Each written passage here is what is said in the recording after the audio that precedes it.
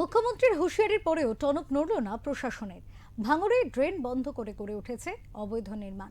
কলকাতা পুলিশের হাতিরশালা আউটপোস্টের ঢিল ছোড়া দূরত্বে কার্যত হাইড্রেন বন্ধ করে গড়ে উঠছে সুবিশাল পাঁচিল।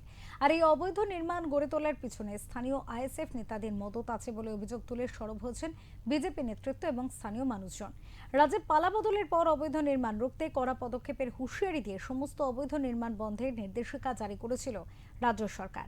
তারপরেও ভাঙড়ের হাতিশালা এলাকায় রমরমিয়ে গড়ে উঠেছে সুবিশাল পাঁচিল। স্থানীয়রা বিক্ষোভ প্রদর্শন করতে নির্মাণ শ্রমিকরা কাজ বন্ধ করে এলাকা ছাড়েন। স্থানীয় মানুষজন বন্ধ ড্রেন খুলে দেয়। ঘটনা ঘিরে একটা উত্তেজনার পরিবেশ সৃষ্টি হয়। প্রশাসন সূত্রে জানা গিয়েছে, এই পাঁচিল নির্মাণ ঘিরে প্রথম থেকে জটিলতা সৃষ্টি হয়। বারুইপুর মহকুমা আদালতের বিচারক এই কাজের ওপরে 144 ধারা জারি করেন বলে জানা গিয়েছে।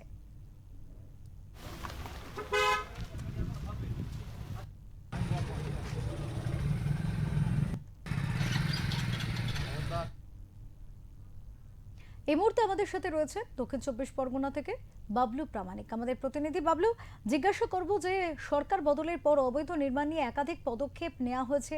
মুখ্যমন্ত্রী বিভিন্ন ক্ষেত্রে দাঁড়িয়ে নিজে এই বিষয়ে কিন্তু একেবারে সতর্ক বার্তা দিয়েছেন।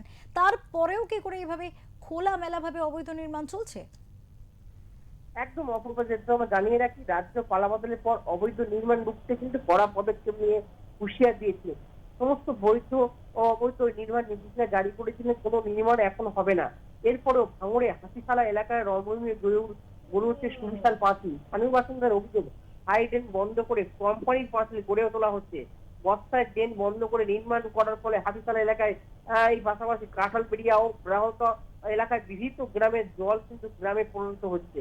এর ফলে কিন্তু সাধারণ মানুষের ক্ষোভ বাড়ছে, যেটা বলা হয় প্রশাসনের নাকের ডগায়। ঠিক ঢিল ছুটছে কিন্তু কলকাতা পুলিশের হাতিশালা আউটপোস্টের তাদের একটা আউটপোস্ট ক্যাম্প আছে, সেই ক্যাম্পের পাশে কিন্তু এই ঘটনাটি ঘটছে।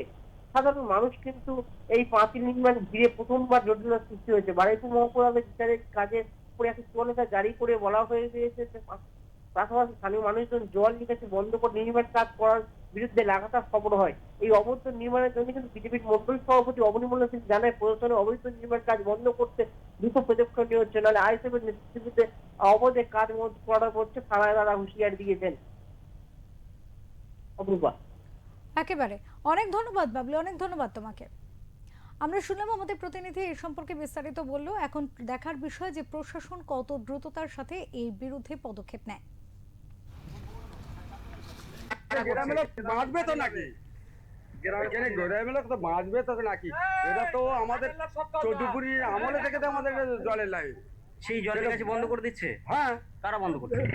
আইসেফ কি মোটামুটি দেখো আইসেফের বন্ধ করছে, মানে কাদের মদত এটা কারা করছে? বিল্ডিং করছে কারা? অবৈধ নির্মাণ কারা করছে? আইসেফের আইএসএফের লোকজন, মানে কোম্পানির লোকজনকে সহযোগিতা করছে। আইসেফের করছে।